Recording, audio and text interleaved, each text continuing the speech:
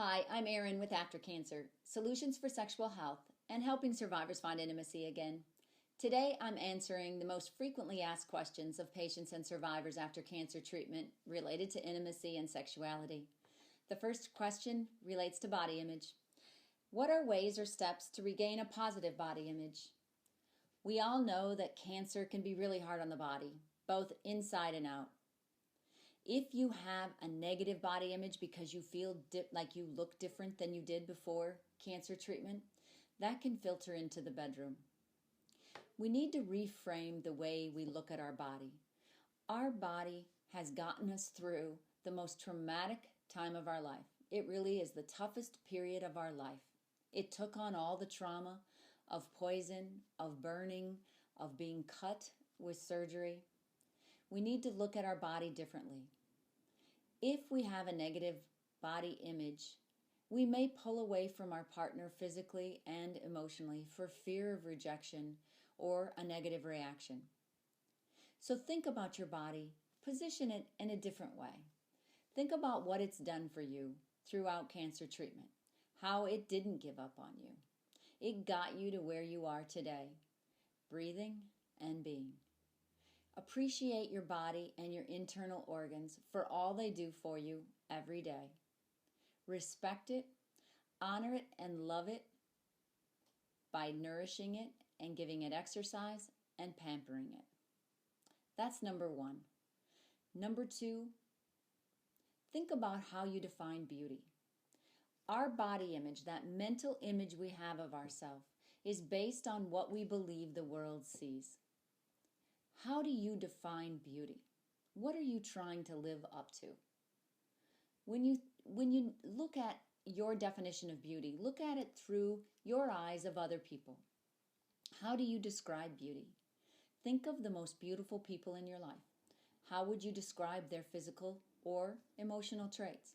What do you see about them as beautiful? We are our own worst critic. We have a double standard when it comes to this. After you've made a list of the most beautiful people in your life and those traits that make them so, flip that on yourself. And now think about those same items for yourself. What makes you beautiful? What are your physical and emotional traits that other people would describe as beautiful in you? If you can't come up with this right away, think about what your loved ones would say, a family or close friend. It's important that you do these three things. Appreciate your body for what it's been, understand how you define beauty, and identify beauty in yourself.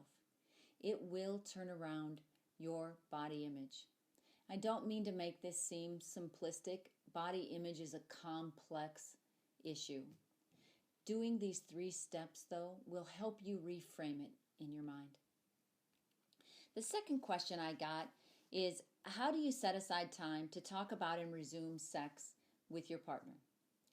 This is something that plagues couples after cancer treatment for weeks, months, and sometimes years. It's difficult to start up that relationship again. For the caregiver, it might be because they don't want to seem too selfish or insensitive and don't want to rush this for fear of hurting the patient or survivor. And for us patients and survivors, we have some of the same fears. We're afraid of what we're going to find when it comes time to have a sexual encounter, and we're also afraid of a negative reaction from our partner.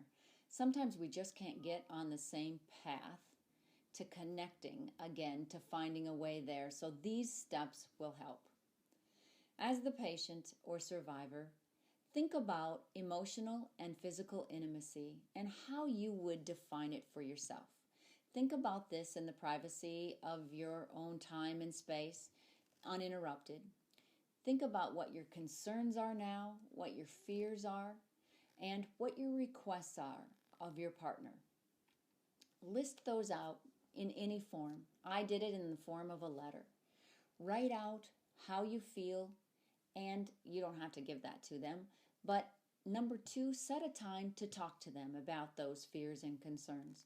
And the time needs to be for a definite period of time, like an hour, away from the bedroom, where you can have just an open conversation. Describe your concerns and fears and your requests of them, and then be quiet and listen to theirs.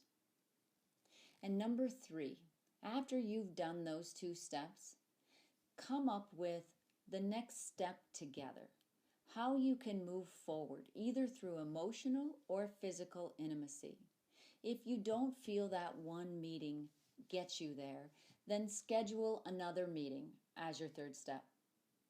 Eventually, the end goal is that the 2 of you will create a plan forward to connect again, emotionally and physically. The 3rd common question I get has to do with, how do you make an appointment? How do you talk about this on the phone when you're making an appointment, and how do you bring it up in your doctor's visit?